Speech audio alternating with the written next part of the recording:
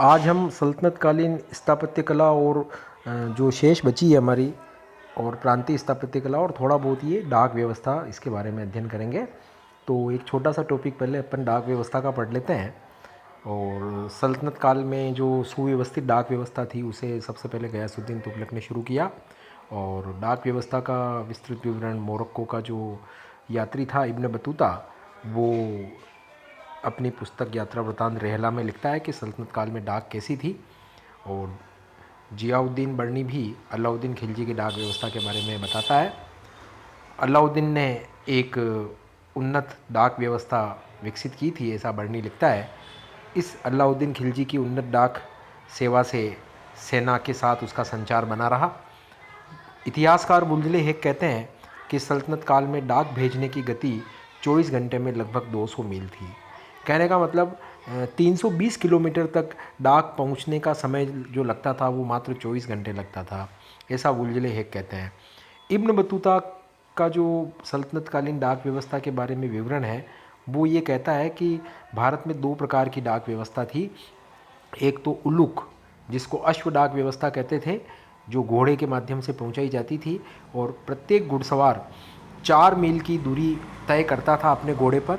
और 4 मील की दूरी पूरा करने के बाद, 4 मील की दूरी का मतलब लगभग 6.4 किलोमीटर, इतनी दूरी तय करने के बाद वो डाक अगले जो चौकी होती थी उस पर जो घुड़सवार तैयार रहता था उसको संभला देता था। और फिर अगला घुड़सवार उसको अगले 4 मील की दूरी तक उसको ले जाता था। तो इस प्रकार ये द्रुतगामी डाक व्यवस्था, अश्व डाक व्यवस्था उलूक कहलाती थी, ऐसा इब्न बतूता लिखता है।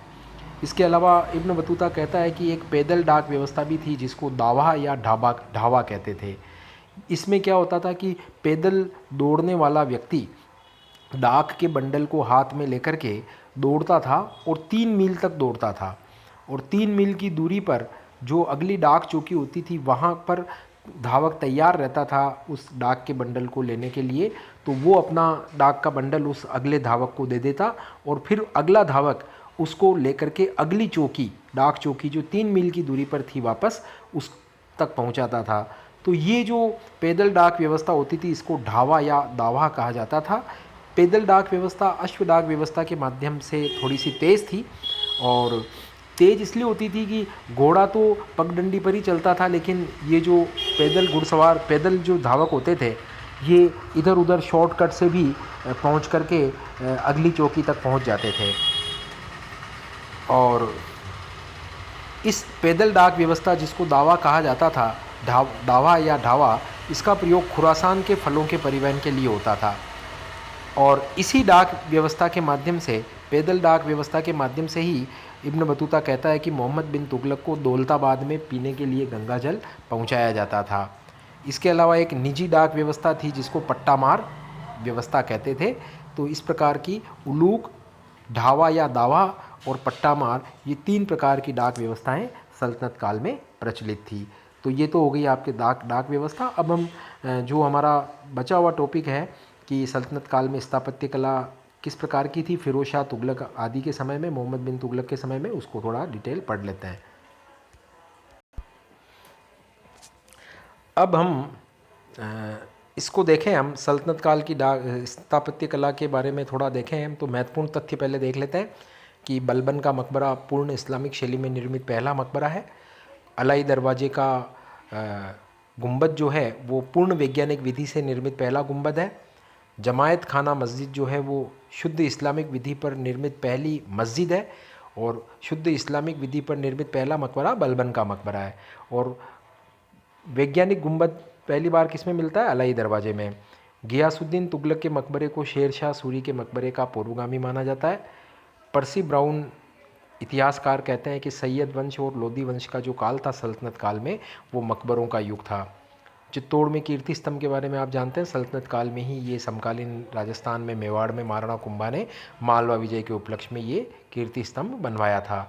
अब ये गयासुद्दीन तुगलक का हम देखें तो गयासुद्दीन तुगलक ने दिल्ली का तीसरा शहर तुगलकाबाद बनवाया। ये किलाबंद शहर था जो कि चतुर्भुज आकार का था। और इब्न बतूता के अनुसार सूर्योदय जब होता था तो उसके समय तुगलकाबाद में सुनहरी रंग की जो ईंटें थी उनसे निर्मित गयासुद्दीन तुगलक का महल इतनी तेज़ी से चमकता था कि कोई भी उसे एक टकटकी लगाकर नहीं देख सकता था। मार्शल इस किले की व्यवस्था को एक धोखा मानते हैं। पानीपत में विजय के बाद बाबर ने अपना शिविर तुगलकाबाद में ही स्थापित किया था।